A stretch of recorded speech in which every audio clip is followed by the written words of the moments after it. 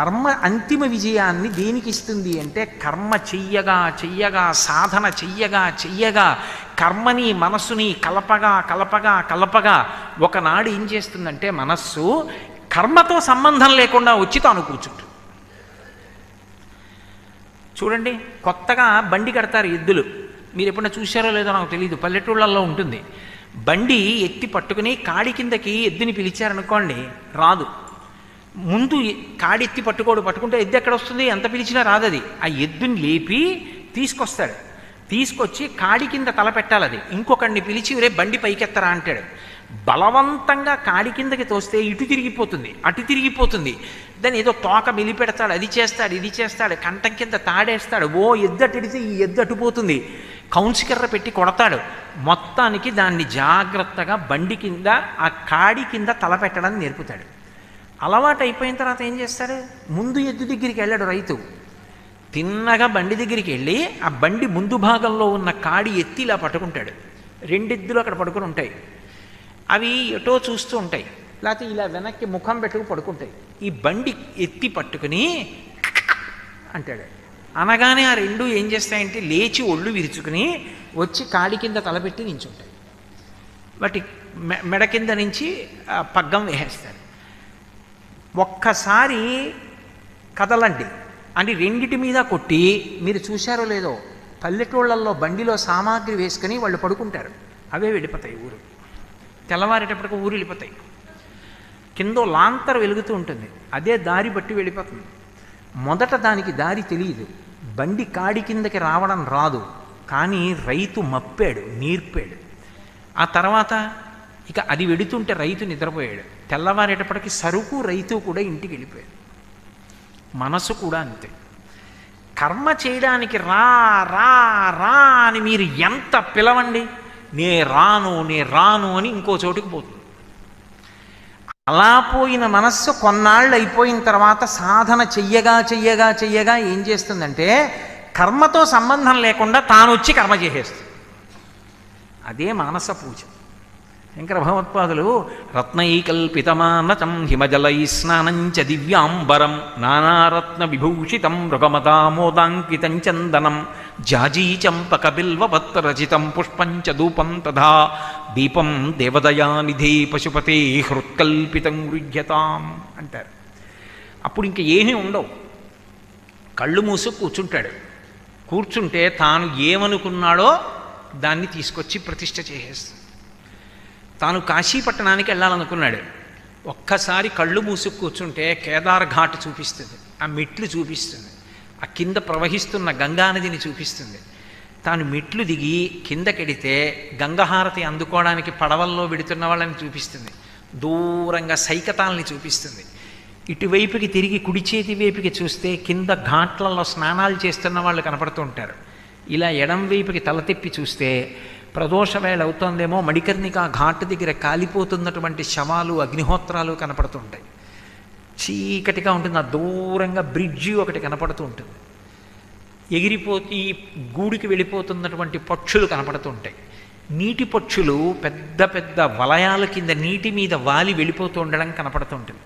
తాను వెళ్ళి ఆచమనం చేసి సంకల్పం చెప్పుకొని గంగలో మునిగి లేచి ఒళ్ళు తుడుచుకొని ధావళీ కట్టుకొని కాశీ అంతరాలయంలోకి వెళ్ళి విశ్వనాథుడి శివలింగం ముందు పద్మాసనం వేసి కూర్చుంటే భార్య ఇలా అనేటప్పటికీ పాలగిన్నిస్తే ఆ బంగారు పాత్రతో పాలగిన్నె పట్టుకుని శివలింగం మీద పోస్తుంటే దోమతెర కట్టినట్టు తెల్లటి చారలు పడుతూ పాలు జారిపోయినట్టు, మళ్ళీ శుద్ధజల పాత్ర అందుకుని నీళ్లు పోస్తుంటే తెల్లటి పాలన్నీ కడగబడుతూ పాలు కిందకి జారిపోయి పానవట్టం మించి వెళ్ళిపోయినట్టు, పెరుగు పైకెత్తి పోస్తే బిళ్ళల కింద ఒళ్ళో పడతాయి. అందుకని పాత్ర కిందకి దింపి చెయ్యాలి పెరుగు.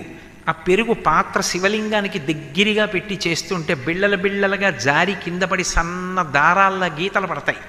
ఆ గీతలు పడిన శివలింగం, దాని మీద మళ్ళీ నీళ్లు పోస్తే పెరుగంతా జారిపోయి అక్కడక్కడ ఉండిపోయిన బిళ్ళలు, చేతిలో తేనె పాత్ర పట్టుకుని శివలింగం మీద పోస్తుంటే పల్చటి ఎర్రటి బట్ట కట్టినట్టు ముద్దగా తేనె జారుతున్నట్టు, వెంకటాచలంలో అభిషేకం చేస్తే అందులో పెద్ద పెద్ద దానిమ్మ గింజలు కలిపి చేస్తారు. ఆ గింజలు తేనెతో పాటు బరువుగా స్వామి శివలింగం నుంచి జారుతుంటే ఏదో ఆ రావణాంతఃపురంలో ఉన్నటువంటి తెర రత్నాలతో పొదగబడి గాలికి కదిలినంత అందంగా శివలింగం మించి తేనెతో పాటు జారుతున్న దానిమ్మ గింజలు, దాని మీద నీరు పోస్తే తేనంతా కిందకి జారదు, దాని మీద ఇలా వలయాలు వలయాలుగా గీతల్లా ఏర్పడి జారిపోయినటువంటి తేనె, ఆ పైన పంచదార వేస్తే గోడుగా నిలబడుతుంది, శివలింగం అంతా అంటుకోదు. ఇలా కొద్దిగా నీళ్లు పోయిగానే పంచదార అంతా తడిసి ముద్దలా అయిపోయి ముద్దలు ముద్దలుగా కిందకి జారిపోయి పానవట్టం మీద నిలబడుతుంది. అప్పుడు ఒకసారి శుద్ధజలం ఎడంచేత్తో పోస్తూ పానవట్టం కడిగేసి అభిషేకం అయిపోయిన తర్వాత శివలింగం తుడిచి విభూతి పెట్టి గంధం పెట్టి బొట్టు పెట్టి జాజిపూలు భార్య అక్కడ పెడితే ఇలా చేత్తో తీసి ఓం నిధనపతయే నమః, ఓం నిధనపతాంతికాయ నమః, ఓం ఊర్ధ్వాయ నమః అని పూజ చేస్తుంటే శివలింగానికి తగిలేవన్నీ పానవట్టం మీద పడుతుంటే మనసులో చూస్తూ ఆనందపడిపోతూ పూజ చేస్తుంటాడు. ఎక్కడున్నాడు? కాకినాడ నుంచి చెన్నై వస్తున్నాడు. ఎవరికి? చుట్టూ చూసేవాళ్ళకి. నిజానికి తాను ఏం చేస్తున్నాడు? ఆ ప్రదోష వేళలో కాశీ విశ్వనాథుడికి జాజిపూలతో పూజ చేసి అభిషేకం చేస్తున్నాడు. ఇందాక ఏం చేసింది? నామం చెప్తాను పువ్వులేస్తాను రావే అంటే ఎటో పోయింది. ఇప్పుడు ఏం చేసింది? పదార్థం లేదు, శివలింగం లేదు, పదార్థాన్ని శివలింగాన్ని కూడా తెచ్చి అక్కడ పెట్టేసి కాశీ వెళ్ళిపోయి విశ్వనాథలింగానికి అభిషేకం చేసి అనుభూతిని అనుగ్రహించేసింది. ఎవరు? ఆ మనసే. దాన్ని లొంగదీయడానికి ప్రథమ సాధనం ఏదైంది? దాని వేగాన్ని నియంత్రించడానికి కర్మ కారణమైంది. అందుకు పట్టాభిషేకం చేసింది శాస్త్రం కర్మకి. ఇప్పుడు ఆ కర్మ ఏం చేసిందంటే మనసు యొక్క వేగాన్ని నియంత్రించింది, మనసుకి ఒక ఆలంబనాన్ని ఇచ్చింది, అది పట్టుకోవడానికి ఒక సాధనాన్ని ఇచ్చింది. ఎందుచేత అంటే మీరు ఈ విషయం చాలా జాగ్రత్తగా పట్టుకోండి. ఒక కర్మ ఉన్నది అంటే కర్మకి ముందు ఒక సంకల్పం ఉంటుంది. సంకల్పము లేని కర్మయ్య కాకతాళీయం అంటారు. కాకతాళీయం అంటే చెట్టు మీద కాకి వాళ్ళినట్టు అలా ఉండవు కర్మలు. కర్మ ఎప్పుడూ కూడా సంకల్పము ఆచరణాత్మకమైతే కర్మ. నేను ఒక కర్మ చేశాననుకోండి, కర్మ అంటే ఓ పని చేశాననుకోండి, దానికన్నా ముందు సంకల్పం ఉంటుంది. ఇవాళ నేను ఇక్కడ ప్రవచనం చేస్తున్నాను అనుకోండి, ఈ ప్రవచనం చేయడానికి ముందు నేను ప్రవచనం చెయ్యాలన్న సంకల్పం ఒకటి నాకుంది. కృష్ణారావు గారు నాకు ఫోన్ చేసి గురువుగారు మీరు వచ్చి ప్రవచనం చెయ్యాలండి అని అడిగితే ఈ సంవత్సరం వదిలేద్దురు అన్నాను అనుకోండి, నాకు సంకల్పం లేదు చెయ్యాలని. తప్పకుండా వస్తానండి అన్నాను అనుకోండి, అలా శనాదివారాలు వచ్చేటట్టు చూడండి గురువుగారు అన్నారు అనుకోండి, తప్పకుండా అలాగే చూస్తానండి అన్నాను అనుకోండి. ఓ 3 రోజులు వచ్చి నేను ప్రవచనం చేస్తానన్నాను అనుకోండి, ముందు ప్రవచనం ఉందా? ప్రవచనానికన్నా ముందు ప్రవచనానికి వస్తానన్న సంకల్పం ఉందా? సంకల్పం ఉంది. సంకల్పము ఆచరణాత్మకమైతే కర్మ అవుతుంది. సంకల్పములు మంచివైతే సత్కర్మ జరుగుతుంది, సంకల్పములు దుష్టమైనవైతే దుష్కర్మ జరుగుతుంది కాదు. లోపల మనసులోంచి మంచి సంకల్పాలు వస్తున్నాయి అనుకోండి, నేను దేవీ నవరాత్రులు చాలా బాగా చెయ్యాలి, ఈ సంవత్సరం చాలా అద్భుతంగా చేద్దాం దేవీ నవరాత్రులు, సరస్వతీ పూజలకి ఏం చేద్దాం, మొట్టమొదటి రోజు ఏం చేద్దాం, అభిషేకం రోజున ఏ పదార్థాలు వాడదాం, ఎంత బాగా చెయ్యాలని శాస్త్రాలు చెప్పాయి అవన్నీ నేను ముందు ఒకసారి చదవాలి, చదివి నేను అంత బాగా చేద్దాం, ఏ రోజున ఏం చెయ్యాలి, అసలు ఆయుధ పూజ అంటే ఏంటి, ఇవన్నింటి గురించి తెలుసుకోవాలన్న సంకల్పం. ఆ ఒక్క పూజ చేయడానికి ముందు ఎంత సమయం నడిచింది, ముందు దాని గురించి తెలుసుకోవాలి, తర్వాత దానికి కావలసిన సంభారాలు సమకూర్చుకోవాలి, తర్వాత అక్కడికి వెళ్ళాలి, తర్వాత క్రియ. ముందు సంకల్పం ఉంది. మంచి సంకల్పం రావాలి అంటే మంచి విషయములు మనసులోకి వెడితే మంచి సంకల్పాలు చేస్తుంది, దుష్ట విషయములు లోపలికెడితే దుష్ట సంకల్పాలే చేస్తుంది. లోపలికి వెళ్ళడం అన్నది ఎలా వెడతాయి? దానికి 5 ద్వారాలు ఉన్నాయి. ఈ 5 ద్వారాల్లోంచి తీసుకుంటుంది. 5 రంధ్రాలు ఆ కన్నాల్లోంచి చూస్తూ ఉంటుంది. ఈ 5 కన్నాల్లోంచి మీరు ఏవి చూపిస్తున్నారో వాటిని లోపలికి పుచ్చుకుంటుంది. ఏవి పుచ్చుకుందో దానికి ప్రభావితం అవుతుంది. దేనికి ప్రభావితమైందో ఆ సంకల్పమే చేస్తుంది.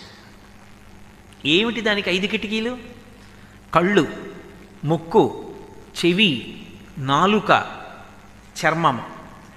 ఈ కళ్ళతో నేను అదే పనిగా వేటిని చూస్తున్నానో దాని వలన ప్రభావితం అవుతుంది మనసు. నేను ఏదో చూడకూడని దాన్ని అదే పనిగా చూశాననుకోండి, మనసు దుష్ట సంకల్పం వైపుకి సంకల్పం చేస్తుంది. వినకూడనిది వింటున్నాను అనుకోండి, దుష్టమైన విషయం మీద సంకల్పం చేస్తుంది. దాని తప్పు కాదు. పిల్లవాడు అడిగింది ఇచ్చేస్తే కాసేపు ఆడవకుండా ఉంటాడని నేను బ్లేడ్ ఇచ్చి వదిలేసాను అనుకోండి, కాసేపు అయ్యాక ఏమవుతుంది? వాడి శరీరంలో ఉన్న 2 లీటర్ల నెత్తురులో 1/2 లీటర్ నెత్తురు భూమి మీద ఉంటుంది. నువ్వు అందించింది బ్లేడు, రక్తం కారకుండా పిల్లాడు ఎలా ఆడుకుంటాడు? అందించడం తప్పు. నువ్వు ఏది చూశావో అదే సంకల్పంగా తీసుకుంటుంది.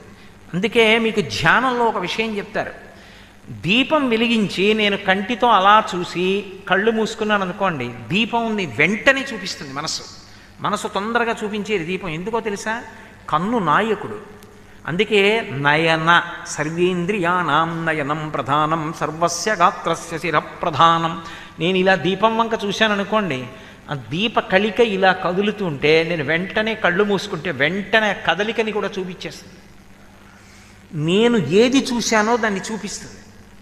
ఇప్పుడు నేను ఇలా చూశాను అనుకోండి, ఓ వీళ్ళు దీపం వేశారు కానీ తగినంత తైలం వేశారా, ఒత్తి సరిగ్గా వేసినట్టు లేదే, నిధనం అవుతుందేమో, ఒత్తి కొంచెం పెద్దది వేసి కాస్త ముందుకు జరిగేటట్టు పెడితే బాగుండేదే, రేపు చెప్పాలి కృష్ణారావు గారికి అని లోపల సంకల్పం ఎప్పుడు వస్తుంది? ఏది చూశానో దాన్ని బట్టి వస్తుంది. నేను చూడకూడదు ఏదో చూశాను అనుకోండి, ఉద్వేగం పొందుతుంది. ఉద్వేగం పొంది దాన్ని పొందంటుంది. ఇప్పుడు విచక్షణ కోల్పోతుంది కొంతసేపటికి. దాన్ని పొందాలన్నప్పుడు మార్గం గురించి ఇంకా ఆలోచించాలి. ఇలా చెయ్యచ్చా ఉండదు. అప్పుడే 2 కింద విడిపోతుంది దారి. ఒకటి ప్రేయస్ అంటారు, ఒకటి శ్రేయస్ అంటారు. కర్మకొచ్చేటటువంటి విశేషం మనసుతో ఎంత ప్రభావం ఉంటుందో నేను మీతో మనవి చేస్తున్నాను. ఒకటి ప్రేయో మార్గము, ఒకటి శ్రేయో మార్గము అంటారు. ప్రేయో మార్గము అంటే దాని అర్థం ఏంటంటే ఇంద్రియముల ద్వారా మనసుని సంతోషపెట్టడం, ఇంకా దేనితోటి సంబంధం ఉండదు. నేను నా కంటితో ఒక వస్తువుని చూశాను, అది నాది కావాలి, మనసు సంకల్పం చేసింది, నేను అనుభవించాలి. నీ కంటితో చూసింది నాకు నచ్చింది, నేను ముట్టుకోవాలి, అది నాది కావాలనుకున్నాను. ఇప్పుడు అది ఎంత పైశాచికానికైనా వెళ్ళచ్చు, ఇక మార్గంతో సంబంధం ఉండదు. దొంగతనం చేసి నాది చేసుకోవచ్చు. నాది కానప్పుడు ఆ వస్తువు ఉండకూడదు, అసలు ఎవరికీ దక్కకూడదన్న దారుణమైన సంకల్పాలు కూడా ఉండొచ్చు. లేకపోతే ఓ ఆడపిల్లని చూసి నాది కాకపోతే యాసిడ్ పోసేస్తానన్న సంకల్పం ఎలా వస్తుంది? మనసులోంచి వచ్చిన సంకల్పం గట్టిపడిపోతేనైనా నేరం జరిగింది. ఏదో ఒక బలహీనమైనటువంటి క్షణంలో ఒక వ్యక్తి యొక్క మనసు అదుపు తప్పిపోయింది, ఇక అది ఆయన మాట వినే స్థితి లేదు. పొంది తీరుతావా, అందుకే రాగము ద్వేషము అక్క చెల్లెళ్ళు. పొందుతావా, పొందకపోతే నాశనం చేస్తావా. కోరిక కోపము నడుస్తాయి. ప్రియో మార్గం పొందినా ప్రయోజనం ఉండదు దానివల్ల. ఇందుచేత అంటారేమో, మీరు అడిగిన విషయం అది నన్ను చెప్పమని, మీరు రామాయణం చెప్పమంటే కథ చెప్తాను నేను.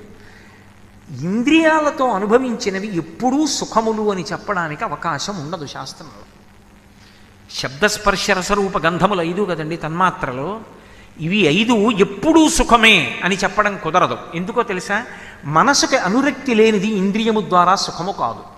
ఈ 2 కలిస్తేనే, కవాటం కలిస్తేనే సుఖం. నేను వీణానాదం అంటే ఎంతో ఇష్టపడతాను. ఎవరైనా బాగా వీణ వాయిస్తున్నారనుకోండి, ఎంత ఇష్టమో నాకు, చాలా ఇష్టం. శోభానాయుడు గారి నృత్యం అంటే నాకు ఎంతో ఇష్టం. మహాతల్లి కారణజన్మురాలు, అంత అద్భుతంగా నర్తిస్తారు ఆవిడ నృత్యం అంటే. ఆవిడ శ్రీనివాస కళ్యాణంలో పద్మావతీదేవిగా ఆవిడ నర్తిస్తుంటే, స్వామి నేనుండ కైలాసమందు అని ఆవిడ శ్రీనివాసుడితో వాదన చేసే సన్నివేశంలో ఆవిడ నటించడం చూస్తే నాకు మళ్ళీ పద్మావతీదేవినే చూస్తున్నామేమో అనిపిస్తుంది. కారణజన్మురాలు నటరాజానుగ్రహం పొందిన వ్యక్తి అనిపిస్తుంది. నేను నా మనవలిద్దరినీ తీసుకుని, ఒరే శ్రీనివాస కళ్యాణం చూడండి రా అని తీసుకెళ్ళాను. తాత ఇంటికి వెళ్ళిపోదాం తాత ఇంటికి వెళ్ళిపోదాం తాత అంటోంది నా మనవరాలు. నోరు మొయ్యి చూడు అన్నాను. ఇద్దరూ చూస్తున్నట్టే ఉన్నారు. ఇది మెల్లిగా ఏడుస్తోంది, నా వంక చూస్తోంది, కోపంగా ముఖం పెడుతోంది. నేను మంచి ఎంతో తాదాత్మ్యతతో నృత్యం చేస్తున్నా, దానికి ఇల్లు తెలియదు. నేను ఒక పావుగంట పోయిన తర్వాత ఇలా చూసేటప్పటికీ నా మనవరాలు లేదు పక్కన. ఇప్పుడు నాకు నృత్యం ఎంత బాగుందో అన్న పరిస్థితి ఉంటుందా? మనసుని ఉద్వేగం కప్పేసింది. ఇది ఏమైపోయిందని వెంటనే ఏం చేస్తాను? నేను ఇప్పుడు చెప్పిన స్వామి నేనుండ కైలాసమందే ఆవిడ నర్తిస్తున్నా, నేను ఇలా ఓసారి చూసి ఇలా ఓసారి చూసి ముందుకి చూసి వెనక్కి చూసి ఒరే చెల్లేదిరా అంటాను. చెల్లె ఏమో అన్నాడు అనుకోండి, నేను ఏం చేస్తాను, ఒరే ముందురా అని వాడిని కూడా చేయటం. వీడు ఎక్కడికి వెళ్ళిపోతాడో వీడిని చెయ్యట్టుకుని గబగబా అన్ని కుర్చీల దగ్గరికి వెడుతూ బయటికి వెళ్ళి గబగబా తిరిగితే, అంటే చిన్నపిల్ల ఎవరైనా ఇలా వెళ్ళిందా బయటికి అంటే ఏమో 10 నిమిషాల క్రితం కళ్ళు తులుకుంటూ ఏడుస్తూ ఇలా వెళ్ళిపోవడం చూసామండి అన్న అందనుకోండి. శోభానాయుడు గారే వేదిక దిగి వచ్చి కోటేశ్వరరావు అదే అలా వెళ్ళిపోతున్నారు రెండు అంటే వెళ్తానా నేను, ఉండడమా నా మనవరాలు ఎటు వెళ్ళిపోయింది మళ్ళీ వస్తానులేండి ఇంకో ప్రదర్శనకని వెళ్ళిపోతాను కదా. మనసు నిలబడనది ఇంద్రియము ద్వారా అందిన సుఖము కాదు. ఒప్పుకుంటారా ఒప్పుకోరా? మనసు కూడా నిలబడితేనే ఇంద్రియం ద్వారా వచ్చింది సుఖం. మనసు ప్రశాంతంగా ఉందనుకోండి, ఇద్దరు మనవలు కూడా తాత తాత ఎంత బాగుందో తాత అంటున్నారు అనుకోండి, మరి ఏమిటనుకుంటున్నావు అని నేనే ఆవిడికి నృత్యం నేర్పినంత సంతోషంగా చూస్తూ ఆనందపడిపోతాను కదా. అది ఇటో వెళ్ళిపోయింది అనుకోండి, ఇంకేం నృత్యం. మనసు ఉద్వేగాన్ని పొందేసింది, ఇంద్రియము ద్వారా వచ్చింది సుఖం కాదు ఇంకా. అందుకే ఇంద్రియములు మనసు కలిసి ఉన్నప్పుడు ఏది ఎంతసేపు సుఖము అంటే నిర్ధారించడం కష్టం. మనసు విసిగిపోతే అది ఇంకా సుఖం కాదు. చక్కెర పొంగలి మీకు చాలా ఇష్టం అన్నారు కదండి, గత ఏడాది వచ్చినప్పుడు తినండి అని పెట్టారనుకోండి, ఏమి తినడం, మీ దగ్గర నుంచి వెళ్ళిన 1 నెలకే మధుమేహం వచ్చిందండి, వచ్చేటప్పుడు 370 ఉంది, ఇంకేం చక్కెర పొంగలి అన్నాను అనుకోండి. ఇప్పుడు మీరు గుమగుమలాడుతూ తీసిపోను ఇంత తినండి, అంత వద్దులేండి బాగుండు ఇంత పెట్టండి అన్నాను అనుకోండి, ఇంతే తింటూ ఏడుస్తాను, ఏమిటో నా కర్మ ఇంత తినవలసిన వాడిని ఇంత తింటున్నాను. ఇప్పుడు ఏమైంది? లేదు మధుమేహం లేదనుకోండి, అయ్యా తినండి అని ఇంత పెట్టారనుకోండి, ఇంత తిన్నాక ఏమవుతుంది, అయ్యా ఇంక పెట్టకండి కక్కు వస్తుంది అంటారు. మనసు లేదు, మనసు విసిగెత్తిపోయింది, అది సుఖం కాదు. అందుకే ప్రేయో మార్గము అన్న దాంట్లో ఏమిటంటే, ఎంతసేపు మనసు ఏం కోరుతుంది అంటే ఇంద్రియముల ద్వారా సుఖాన్ని అనుభవించు, దాని వలన నీ వచ్చే జన్మ ఏమవుతుంది దానికి అనవసరం, దాని వలన నీ పాపపుణ్యాలు ఏమొస్తున్నాయి దానికి అనవసరం, ఇప్పటికి సుఖంగా ఉందా లేదా అదొక్కటే కావాలి, కానీ అనుభవించాలా వద్దా. అప్పటికి కోప్పడ్డాడండి, అదుపు చేసుకోలేకపోయాడు, అవతల వాడిని ముందు వెనక చూడకుండా కొట్టాడు, ఆయన వెళ్ళి ఎక్కడో పడ్డాడు, తలకి దెబ్బ తగిలింది, నెత్తురు గారింది, ఈయన్ని తీసుకెళ్ళి 3 నెలలు కారాగారంలో పెట్టారు. ఆయనదా స్వభావం కాదు, కానీ ఒక్క క్షణంలో మనసు ఉద్వేగాన్ని పొంది అదుపు చేసుకోలేకపోయాడు. ఏమైంది పరిణామం? మరి మనసుని అదుపు చేసుకోలేక ప్రేయో మార్గంలో వెళ్ళిపోతే, ఇంద్రియములు శరీరం సుఖం పొందడం ఒక్కటే సుఖం అనుకుని వెళ్ళిపోతే, ఆ కర్మల వలన వచ్చినటువంటి పాపము పరమేశ్వరుడు ఉత్తర జన్మలలో పునర్జన్మలలో చూపించడా, తిరియక్కుగా పంపించడా? అప్పుడు ఎవరి మీద మొదటి దెబ్బలాడాలి? అందుకే మనిషికి నిజంగా ఉన్నతికి రావడమో అన్న మాటకు అర్థం ఏమిటంటే, తన మనసుని తాను పరిశీలించుట, అది మొదట రావాలి. అసలు అన్నిటికన్నా ప్రధానం ఏదంటే అది ముఖ్యం. నా మనసుని నేను చూస్తుండాలి, నోర్మొయ్ అని చెప్పగలగాలి. పిల్లవాడు బ్లేడ్ అడిగితే ఎంత ముద్దైనా, ఎంత లేక పుట్టిన మనవడైనా నోర్మొయ్, ఎంతసేపు ఏడుస్తావో ఏడు, బాలానాం రోదనం బలం, నీకు బలం ఇవ్వను బ్లేడు. ఇస్తానా బ్లేడు? లేక పుట్టిన మనవడని ఇవ్వను. నువ్వు ఏడు గింజుకో, నే చేయను. ఇలాగే పాడు చేసేసావు నా జన్మలన్నీ, నే చేయను నువ్వు చెప్పిన పని. శాస్త్రవిహితమైన కర్మ చేస్తా, నువ్వు చెప్పినవన్నీ నేను చేయను. ఇప్పుడు ఏమయ్యాడంటే శ్రేయో మార్గంలోకి వెళ్ళాడు అంటారు. ప్రేయో మార్గము అంటే ప్రియం, ఇష్టమైంది కాబట్టి చేసేశాడు.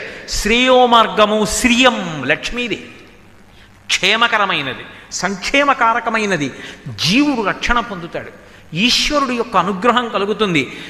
ఏది చెయ్యమని భగవంతుడు చెప్పాడో విహిత కర్మగా దాన్ని మాత్రమే చేస్తాడు. ఇది ఇప్పటికి బాగున్న నిషిద్ధ కర్మ ఈశ్వరుడు చెయ్యొద్దన్నాడు, నేను చెయ్యను. మనసుకుండే లక్షణం ఏమిటంటే, విహిత కర్మ యందు అనురక్తి కన్నా నిషిద్ధ కర్మాచరణమునందు అనురక్తి ఎక్కువ దానికి. మీరు ఏమంటే రోజు తెల్లవారకట్ట స్నానం చేయండి అన్నాను అనుకోండి, చేయడం కష్టంగా చేసేస్తారు. కానీ నేను వద్దన్నాను అనుకోండి ఏదన్నా, ఏమంటే మీరు స్నానం చేయండి, కానీ మీరు స్నానం చేసేటప్పుడు మాత్రం మీకు ఎట్టి పరిస్థితుల్లోనూ గుర్రంతో ఒక గుర్తు రాకూడదండి అన్నాను అనుకోండి, అదే గుర్తొస్తుంది. వాడు గుర్రంతో ఒక గుర్తు రాకూడదన్నాడు, నేను చెంబుతో నీళ్లు పోసుకునేటప్పుడు గుర్తురాదు కదా అని నీళ్ళు పోసు, అమ్మా అదే గుర్తొచ్చేసిందిరా. రాత్రి వరకు చేస్తూనే ఉండండి, గుర్రంతోకే గుర్తొస్తుంది. అది మనసుకున్న బలహీనత. ఇది వద్దు అన్నారు అనుకోండి, అది ఏమవుతుంది ముట్టుకుంటే? ఇది చెయ్యి యాంత్రికంగా చేస్తుంది, ఇది వద్దు అనురక్తితో చేస్తుంది, ఏమవుతుంది? నిషిద్ధ కర్మని వదిలిపెట్టాలి అంటే బలవంతంగా మీరు నిగ్రహించేశారనుకోండి, అదును చూసి కాటేసేస్తాయి. ఊరుకుంటే ఇంద్రియాలు మనస్సు, కానీ అదును చూసి కాటేస్తాయి. కర్మయందు ఉద్ధాన పతనములు ఎలా ఉంటాయో చెప్తున్నాను నేను, మీరు జాగ్రత్తగా పట్టుకోవాలి. నేను చెప్తున్న విషయం, మీరు ఏ విషయం చెప్పారో దాని మీదే మాట్లాడుతున్నారని మీరు గుర్తుపెట్టుకోవాలి. ఎందుచేత అంటున్నానంటే, అధ్యవసాయం లేదనుకోండి, సాధన లేదనుకోండి, మీరు పూజ గది ఒక్క దాంట్లో ఎంతసేపు కూర్చుంటారు? బయటికి రావాలా వద్దా? ఓ త్రాచుపాం, నేను అలా నిలబడి మాట్లాడుతున్నాను, పావు పావు అన్నారు ఎవరో, నేను ఇలా చూసేటప్పటికి వచ్చేసింది త్రాచుపాం. నేను ఇప్పుడు త్రాచుపాం ఇటు వెళ్ళుచున్నది, నేను ఎన్ని అడుగులు దూకవలేను ఇన్ని ఆలోచిస్తానా? కాళ్ళ కిందకు వచ్చేస్తోందని గభాలను ఎగిరాను, ఖచ్చితంగా దాని తల నా పాదం కిందకు వచ్చింది. ఇప్పుడు అనుకోకుండా నా కాలు కింద దాని తల ఉంది. ఇప్పుడు అది నన్నేం చేయలేదు ఇంకా. ఎందుకని? నా కాలు కింద ఉంది దాని తలకాయ, నేను తీస్తే కదా అది పడగవిప్పడం కరవడం. కాబట్టి ఇంకా నాకేం పర్వాలేదులేవే, ఇలాగే కూర్చుంటాను, పెట్టే పలహారం అంటానా? ఎప్పుడు నే కాలు తీస్తాను, ఇది నన్ను కరవకుండా ఎలా పోతుంది? అది ఊరుకుంటుందా? వీడు కాలు తీసేట్టు చేద్దామని వెనక భాగం నుంచి వచ్చి కాళ్ళు చుట్టుకుంటుంటుంది. అది కాలు కింద ఉన్నా నాకు చెమటే, నన్ను కరవకపోయినా అది వదిలేస్తే పోదామని అది చూస్తుందా? కాలు తీయని చెప్తానని అది చూస్తుంటుంది. బలవంతంగా నిగ్రహించినటువంటి మనసు, ఇంద్రియాలు అంతే. మీరు బలవంతంగా నిగ్రహించేశారనుకోండి, సంపేస్తాను చూస్తేనని కళ్ళు మూసేసుకున్నారనుకోండి, ఎంతకాలం ఆపుతారు మనసు? అది చూడడం మొదలెడుతుంది. ఏం కాశీ తీసుకెళ్ళింది చూడద్దన్నది చూడదంటే మనసు. అందుకే ఇంద్రియాణి బలిష్టాని ననియుక్తాని మానద అపక్వస్య ప్రకుర్వంతి వికారాం స్థాననేకశః. ఇంద్రియములను బలవంతంగా తొక్కిపెట్టినా, మనసుని బలవంతంగా తొక్కిపెట్టినా కర్మాచరణము ఆపగలవేమో కానీ అదును చూసి కాటు వేసి కిందకి లాగేస్తాయి. బలవంతంగా నిగ్రహించకూడదు, సాత్వికమైన మేత వేసేస్తూ ఉండాలి. ఇదే రామాయణం. అందుకే రావణాసురుడు మరణించాడు యుద్ధకాండలో. పల్లకీలో తీసుకొచ్చారు మండోదరిని, పట్టమహిషి కదా ఆవిడ వచ్చింది, పల్లకీలోంచి దిగింది, నేల మీద పడిపోయి ఉన్నాడు. ధూళిధూసర భూరితమైన శరీరంతో, పైన గ్రద్దలు ఎగురుతున్నాయి, 10 తలకాయలు తెగిపోయి పడిపోయాడు. అందరూ అనుకున్నారు ఎదురుగుండా రామచంద్ర ప్రభువు నిలబడి ఉన్నారు. ఎంత కాదన్నా భర్త మహాపతివ్రత, భర్త విగత జీవి అయి పడిపోయి ఉంటే తట్టుకోగలదా శోకం? దీనికి నువ్వే కారణమని రామచంద్రమూర్తిని నిందిస్తుందనుకున్నారు. ఆవిడంది, రావణాసురుడి దగ్గరికి వెళ్ళి ఏడిచి ఆవిడ ఒక మాట అంది, ఓ రావణ, నువ్వు గతంలో నీ యొక్క ఇంద్రియములను బలవంతంగా తొక్కిపెట్టి తపస్సన్న పేరుతో గెలిచానని అనుకున్నావు. ఆ సమయంలో తపస్సన్న పేరుతో బలవంతంగా తొక్కిపెట్టావు. ఆ తర్వాత తపస్సులోంచి లేచావు. పగపట్టిన నీ ఇంద్రియములు నిన్ను కాటు వేశాయి. ఏవి? స్మరద్భిహ తద్వైరం. ఆ శత్రుత్వాన్ని గుర్తుపెట్టుకున్నాయి. పాముల కాట్లు వేశాయి. సీతమ్మ జోలికి వెళ్ళి చచ్చిపోయావు. నిన్ను రాముడు చంపలేదు, నీ ఇంద్రియములు చంపేశాయి. ఇంద్రియములు మనస్సు చంపేశాయి నిన్ను. అందుకే మరణించావు మహాపతివ్రత చేతిలో. నా ఎందు కనపడని ఏ అందం నీకు ఆమె ఎందు కనపడిందిరా, చచ్చిపోవడానికి తప్ప అని అడిగింది. అంతే కదండి. మనస్సు యొక్క లౌల్యం అధికమైపోతే పాత్ర చూసి రుచి మారుతుందా? ఇంతకన్నా పవిత్రంగా మాట్లాడడం నా వల్ల సాధ్యం కాదు. ఇంతకన్నా దిగజారి మాట్లాడడం నాకు అలవాట్లేదు. 4 గిన్నెలు పెట్టి మెరుపులతో ఒక గిన్నెలో పాయసం పోసుకుని తాగినా అంతే, ఇత్తడి పాత్రలో పోసి తాగినా అంతే, రాగి పాత్రలో పోసి తాగినా అంతే, గాజు పాత్రలో పోసి తాగినా అంతే. అది పాయసం. పాత్ర చూసి ఎందుకు భ్రమపడతావు? ఈ పాత్ర కన్నా ఈ పాత్ర బాగుందని ఎందుకు జన్మ పాడు చేసుకుంటావు? రావణ, అక్కడ పాడయ్యావు. నాలో లేని ఏ అందం నీకు సీతమ్మలో కనపడిందిరా? ఆమె పతివ్రత, కాలిపోయావు, అందుకు పడిపోయావు. ఇంద్రియములను తొక్కి పెడితే అది ప్రమాదం. ఇంద్రియములు తము చేయవలసిన పని చేస్తున్నా కూడా మనసు లొంగి ఉందనుకోండి, ఇంద్రియము చేయవలసిన పని తాను చేసినా తాను భ్రంశము కాడు, కర్మ బంధించదప్పుడు. దీనికి రామాయణం నుంచే మీకు నేను ఉదాహరణ చూపిస్తాను. హనుమ అన్వేషణ చేస్తున్నారు సీతమ్మ కోసం. తప్పిపోయింది ఎవరు? ఆడది. ఎక్కడ వెతకాలి? ఆడవాళ్ళ మధ్యలో వెతకాలి. అందుకు ఆయన వెతుకుతున్నారు సీతమ్మ కోసం. రావణాంతఃపురంలోకి వెళ్ళారు. చుట్టూ స్త్రీలు పడుకుని ఉన్నారు. రావణాసురుడితో రమించి వాళ్ళందరూ అలిసిపోయి నిద్రపోతున్నారు. మహర్షి అన్నారు, నచాకులీనా నచహీన రూపా న దక్షిణా నానుపచారయుక్త భార్యాభవత్తస్య నహీన సత్వా నచాపి కాంతస్య నకామనీయ. అక్కడ ఉన్న స్త్రీలు ఎవ్వరూ కూడా మర్యాద తెలియని వాళ్ళు కారు. కానీ అన్యోన్యభుజ సూత్రేణ స్త్రీమాలా గ్రజితాయిస అన్నారు. వాళ్ళందరూ ఒకళ్ళ మీద ఒకళ్ళు చేతులు వేసుకొని పూలదండలా పడుకుంటే ఎవరి ఒంటి మీద ఉండవలసిన బట్ట వాళ్ళ ఒంటి మీద లేదు. వాళ్ళందరూ అద్భుతమైనటువంటి వంశాలలోంచి వచ్చిన కాంతలు, దేవకాంతల నుంచి పితృదేవతా కాంతల వరకు ఉన్నారు. గంధర్వకాంతలు ఇంతమంది పడున్నారు అక్కడ. ఈమె సీతమ్మయా అని చూశారు. ఎవరిని అలా చూడకూడదో అలాంటి వాళ్ళని చూశారు. ఇంకింతకన్నా 10 మాటలు చెప్పను. ఒంటి మీద బట్ట సరిగ్గా లేని వాళ్ళని నిద్రపోతూ ఉండగా ఇంతమందిని చూశారు. సీతమ్మ కాదు, బయటికి వెళ్ళిపోయారు. వెళ్ళిపోయాక హనుమకు అనుమానం వచ్చింది. నిద్రపోతున్నప్పుడు తల్లిని కూడా చూడకూడదు, ఒక్క భార్యని తప్ప. ఉపనయనం అయిపోయింది అంటే తల్లి నిద్రపోతున్నా గదిలోకి వెళ్ళకూడదు, శాస్త్రం నిషేధించింది. ఒక్క భార్య నిద్రపోతుంటేనే పురుషుడు లోపలికి వెళ్ళాలి తప్ప అన్య స్త్రీ ఎవరు నిద్రపోతున్నా ఇక పురుషుడు ఆ గదిలోకి వెళ్ళకూడదు. నేను వెళ్ళాను, పోనీ వెళ్ళి ఊరుకున్నానా, చూశాను, సీతమ్మేనా సీతమ్మేనా సీతమ్మేనా అని చూశాను. నాకు దోషం వచ్చిందా? నేను చెయ్యకూడని కర్మ చేశానుగా. ఇప్పుడు నేను ఏది చెయ్యకూడదో చేశానుగా. నిద్రపోతున్న స్త్రీలని చూశానుగా, ఒంటి మీద బట్ట సరిగ్గా లేని వాళ్ళని చూశానుగా. నాకు తప్పు వస్తుందా? ఒంటి మీద బట్ట లేని వాళ్ళని ఎవరు హనుమంటలేదు, వాల్మీకి మహర్షి చెప్పారు. హనుమ చూసినప్పుడు వాళ్ళకు ఒంటి మీద బట్టలేదని. ఆయన అన్నారు, హనుమ నేను చేసిన కర్మలో పాపం నాకు ఎప్పుడు వస్తుంది? వీళ్ళు ఇంత అందమైన వాళ్ళు నిద్రపోతున్నప్పుడు వీళ్ళ ఒంటి మీద బట్ట లేదన్న విషయం నేను చూసినప్పుడు నా మనసు గ్రహించి ఉంటే నాకు పాపం వస్తుంది. మనోహిహేతు సర్వేషాం ఇంద్రియాణం ప్రవర్తనే శుభాశుభాసవస్థాసు తచ్చమేసు వ్యవస్థితం. నా మనసు, నేను ఆమె ముఖం వంక చూశాను, నా తల్లి సీతమ్మ కాదు, వెళ్ళిపోయాను. వాళ్ళు ఎవరో, ఎందుకు పడుకున్నారో, ఎలా ఉన్నారో నాకు జ్ఞాపకం లేదు. వాళ్ళు సీతమ్మ కాదు, నేను వెళ్ళిపోయానంతే. నాకెందుకు పాపం వస్తుంది? ఇప్పుడు చెప్పండి, మనసు వశమైపోయిన నాడు, మనసు చెలించనప్పుడు ఇంద్రియము తాను చేయవలసిన ధర్మం తను చేసేస్తే మాత్రం దోషమేమొస్తుంది? కన్నుకి చూడడం ధర్మం అండి, కన్ను చూస్తుంది. కానీ కన్ను చూసిందా అన్నది కాదు ప్రధానం, మనసు ఏం ఆలోచిస్తోందన్నది ప్రధానం అవుతున్నప్పుడు కర్మలో. నేను ఇలా కూర్చుని ఆవిడ వంక అలా చూస్తున్నాను అనుకోండి, వీడు ప్రవచనం చేయడానికి వచ్చి అలా చూస్తున్నాడు ఏమిటి ఆవిడ్ని అనుకున్నారనుకోండి, నేను అలా చూడడం దోషంలా కనిపించవచ్చు. కానీ నేను అలా చూస్తున్నప్పుడు, ఓ నా తల్లి కామాక్షి పరదేవత ఎర్రటి బట్ట కట్టుకుంటుంది, మెడలో ముత్యాలహారం వేసుకుంటుంది, నా తల్లి ఇంత బొట్టు పెట్టుకుంటుంది, మా అమ్మ పద్మాసనం వేసుకుంటుంది. నేను రోజు మా అమ్మని అలా కైమోడ్చి నమస్కరిస్తాను. మా అమ్మ నేను రాగానే కంచి వెళ్ళలేదని మా అమ్మ బయలుదేరి వచ్చి నా ఎదురుగుండా కూర్చుని వింటున్నట్లు నటిస్తోంది. నా తల్లి అలా కూర్చుంది అని నేను లోపల భావన చేస్తూ చూస్తున్నాను అనుకోండి, ఏమైనా దోషం వచ్చిందా నాకు? ఇంద్రియంగా కన్ను చేయవలసింది చేస్తోంది, చూస్తోంది. కానీ ఇప్పుడు నేను ఎవరిని చూస్తున్నాను? కామాక్షి పరదేవతని చూస్తున్నాను.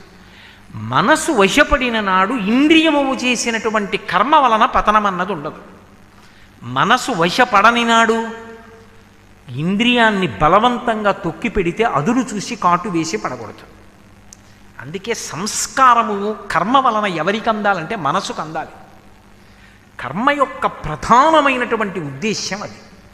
అందుకే ఒక ఆధునిక కవి ఒక గంభీరమైనటువంటి మాట అన్నాడు, గురుగు చుందురు జుత్తు కొన్ని వందల సార్లు దాని పాపమేమో కానరాదు, అఖిల పాపములకు నిలయమైన మనసు గొరగడేమి మానవుండు అన్నాడు. ఇన్ని మాటలు తలగొరిగితే ప్రయోజనం, పాపములకు నిలయమైన మనసు గొరగాలి. అంటే దాని ఉద్దేశ్యం మనస్సుని సంస్కరించాలి. అందుకే మనోహిహేతు సర్వే దేవి భాగవతంలో వ్యాస భగవానుడు ఓ మాట అంటాడు, స్నాత్వా స్నాత్వా పునఃపునః నిర్మలంత మనోయావత్ తావత్ సర్వం నిరర్థకం. ఓ తీర్థయాత్ర చేసావు దేనికోసం? మనసు నిర్మలం అవ్వడానికి. ఒక దేవాలయానికి వెళ్ళావు మనసు నిర్మలం అవ్వడానికి. ఒక ప్రవచనానికి వెళ్ళావు మనసు నిర్మలం అవ్వడానికి. నీ మనసుని నువ్వు పరిశీలించుకోవడం నీకు రావాలి. అదొక్కటి నీకు రాలేదు, ఎన్ని విని ఏం ప్రయోజనం? ఏమిటి దానివల్ల వచ్చే ప్రయోజనం? చేతిలో ఉన్నటువంటి శనగపప్పు ఎక్కువ అవుతుందని బండెడు ఊక తెచ్చి కలుపుకుంటే కడుపు నిండుతుంది, వాడి ఊదుకునే తినాలి, ఆ 4 బద్దలే మిగులుతాయి. ఏది నిలబడాలో అది నిలబడనప్పుడు మనసు మీద ప్రభావం చూపించని ఎన్ని ఉత్తమ కర్మలు చేసినా కర్మకి ప్రయోజనం లేదని నేను అన్నాం. కానీ ప్రధాన ప్రయోజనము దేని కొరకు వచ్చింది అంటే కర్మ మనసుని సంస్కరించుట కొరకు ఉత్తమ కర్మ అన్న మాట వచ్చింది. మనసు సంస్కరించబడడం అన్నది ఒకసారి అలవాటు అయిపోయిందనుకోండి, ఆ మనసే అద్భుతమైన సాధనమైపోతుంది. అది చిట్ట చివరికి ఎక్కడికి తీసుకెడుతుంది అంటే, ఏ కర్మ మనసుని లొంగదీయడానికి మీరు మొదలుపెట్టారో ఇక ఆ కర్మ అసలు చెయ్యవలసిన అవసరం లేని స్థితికి వెళ్ళిపోతాడు మనిషి. ఇది విచిత్రం. ఇది చాలా చాలా ముఖ్యమైన విషయాన్ని నేను ప్రస్తావన చేస్తున్నా. చూడండి, సాధారణంగా ఓ కష్టం వచ్చిందనుకోండి, ఏమంటాం? నా కర్మ అంటాం. ఏ జన్మలో చేసిన కర్మో అంటాం, ఇలా నుదురు కొట్టుకుని. నీకు కష్టం వచ్చినప్పుడు ఏ కర్మని స్మరించి ఏం చేశానో, ఇలా అనుభవిస్తున్నానని ఇలా కొట్టుకున్నావో, ఏ సుఖం వచ్చినప్పుడు ఏమో ఏ జన్మలో ఏం చేశానో, భగవంతుడి దయ వల్ల ఈ జన్మలో గట్టెక్కేశాను, గత జన్మంబులనేమి నూచితిమో, యాగశ్రేణులేమేమి చేసితిమో, ఎవ్వరికేమి పెట్టితిమో, ఏ సిద్ధాశ్రమమునంతొక్కితిమో, ఇప్పుడు చూడగంటి విచటన్ కృష్ణార్భకు నిర్భయున్నట్టు దేశోద దశమస్కంధంలో. ఏమో ఏ పుణ్యం చేశానో మొత్తానికి గట్టెక్కానండోయ్ అంటారు. కర్మ సుఖదుఖములకు కారణం. కర్మ చేస్తూ వెడుతూ ఉండాలి. అసలు కర్మ చెయ్యకుండా ఆగిపోతానండి అన్న మాట కుదరదు. నేను ఏమండి కర్మ చేస్తే కదా పుణ్యమో పాపం, ఏ కర్మ చేయను, నేను కూర్చుంటాను అకర్మ, అసలు నేను ఏ కర్మ చేయను, గొడవ ఎక్కడుంది ఇంకా అని కూర్చోవడం ఎవరికీ సాధ్యం కాదు. అలా ఉండకూడదు. ఎందుకని అంటారేమో, మీరు కర్మ చేయడం ఆపగలరేమో కానీ మనసుని ఎలా ఆపుతారు? అది చేసేస్తుంది. ఎందువల్ల అంటారేమో, నేను ఏమీ చేయనండి, ఏదైనా చేస్తే పుణ్యమో పాపమో వచ్చి తీరుతుంది, ఏమీ చేయకపోతే గొడవ ఎక్కడుంది, ఏమీ లేదు అని నేనేమీ చేయను, అలా కూర్చుంటాను అన్నాను అనుకోండి. అలాగనే కూర్చున్నాను అనుకోండి, ఎవడో ఒకడు నా ఎదురుగుండా కూర్చుని ఓ లడ్డూ తింటున్నాడు, వీడికి ఏ భయం లేదు, హాయిగా ఓ లడ్డూ తింటున్నాడు. ఏరా అంటే ఉమామహేశ్వర పరబ్రహ్మార్పణమస్తు అని తింటున్నాడు, ప్రసాదం నన్ను ఏం చేస్తుందన్నాడు, నేను ఇలా చేసినా బాగుండేదేమో ఏమిటో ఇలా కూర్చున్నాను అని మళ్ళీ మనల్ని మనం నిందించుకోవడం, మనసు దేని చుట్టూనో తిరుగుతూ ఉండడం. చేసేస్తున్నారా, చేయట్లేదా? కలియుగంలో అదృష్టం ఉంది మనసు నిగ్రహింపబడితే. కలియుగానికి లక్షణం ఏమిటో తెలుసా? నేను చెప్పట్లేదు, భాగవతంలో సాక్షాత్ వ్యాస భగవానుడు చెప్పింది. కలియుగానికి అదృష్టం ఏమి అంటే, ఏదైనా ఒక ఉత్తమమైనటువంటి పని చేస్తానని త్రికరణ శుద్ధిగా అనుకున్నంత మాత్రం చేత చేసిన ఫలితాన్ని ఇస్తారు. నేను కాశీ వెళ్ళాలని త్రికరణ శుద్ధిగా వెంపర్లాడాను అనుకోండి, తిరుమల వెళ్ళాలని వెంపర్లాడాను అనుకోండి, నేను వెళ్ళకపోయినా వెళ్ళానని వేస్తారు. పాపకర్మ చేస్తేనే వేస్తారు. ఇప్పుడు పుణ్యం సంపాదించుకోవడం మనసు మీద ఆధారపడిందా లేదా? సంకల్పం చేయడం. అందుకే లోపలికి ఏవి వెడతాయో అవి సంకల్పాలు అవుతాయి. ఈ కర్మ చేసి చేసి చేసి చేసి చేసి చేసి చేసి చేసి చేసి పుణ్యకర్మలు చెయ్యగా భగవానుడు ఏమంటాడంటే, ఇవన్నీ ఎందుకు చేస్తున్నాడు? నేనున్నానని, నన్ను పొందాలని, నా యొక్క అనుగ్రహం కలగాలని నేను చెప్పినట్టు చేసుకుంటూ వెడుతున్నాడు కదూ. శ్రద్ధ యందు నలుగుడు ఉంటుంది. మీరు ఇది బాగా గుర్తుపెట్టుకోవాలి. శ్రద్ధ అంత తేలికగా ఏమి ఉండదు. ఎందుకనంటే, నేను ఒక పుణ్యకర్మ చెయ్యాలనుకోండి, అందులో ఎంతో కష్టం ఉంటుంది. అదంత తేలిగ్గా ఏముండదు. ఇప్పుడు ఈ 2 గంటలు ప్రవచనం చేశాను అనుకోండి, ఈ 2 గంటల ప్రవచనం ఎందుకు వచ్చింది ప్రవచనాలు, హాయిగా అందరిలా నేను ఏదో టీవీ పెట్టుకుని హాయిగా సంతోషంగా గడిపేసి ఏదో ఆనందంగా సుఖంగా పలహారం చేసి కూర్చుని పడుకుంటే పోయేదానికి ఈ ప్రవచనాలు ఏమిటి, ఈ ప్రయాణాలు ఏమిటి, ఈ తిరుగుడు ఏమిటి, ఎందుకు వచ్చింది అనుకున్నాను అనుకోండి. అనుకుంటే మానేయచ్చు. ఒరే, 2 గంటల సేపు నువ్వు పుస్తకం పట్టుకోకుండా ప్రవచనం చేస్తే అది నీకు తపస్సు. నీ జన్మ ఉద్ధరణ పొందడానికి ఇంకింతకన్నా తపస్సు నువ్వేం చేస్తావు? నీ కోసం నువ్వు చేసుకో, ఇతరుల కోసం కాదురా. నువ్వు చెప్పిన మాటల వలన ఎవరినో ఉద్ధరించగలిగినంత శక్తివంతుడివి కావు. నిన్ను నువ్వు ఉద్ధరించుకోవడానికి చెప్పుకో ప్రవచనం.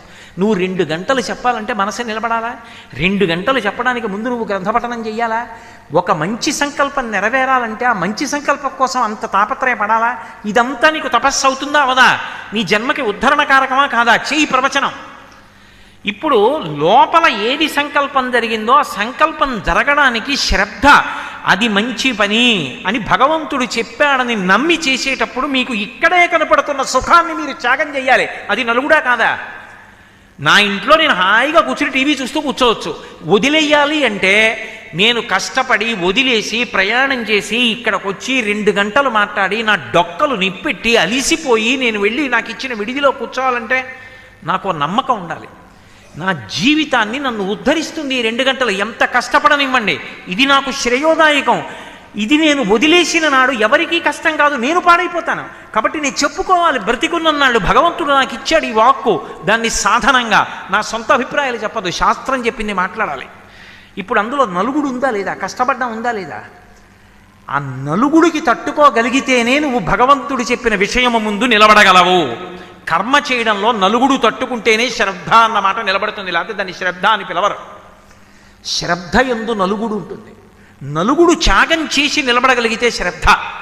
అలా చెయ్యగా చెయ్యగా చెయ్యగా భగవంతుడు అంటాడు, పాపం నా కోసం ఇంత నలుగుడు పడుతున్నాడు, ఎన్నాళ్ళు నువ్వు ఇలా నేను ఇలా నా కోసం నలుగుడు, దా నిన్ను నాలో కలిపేసుకుంటాడు.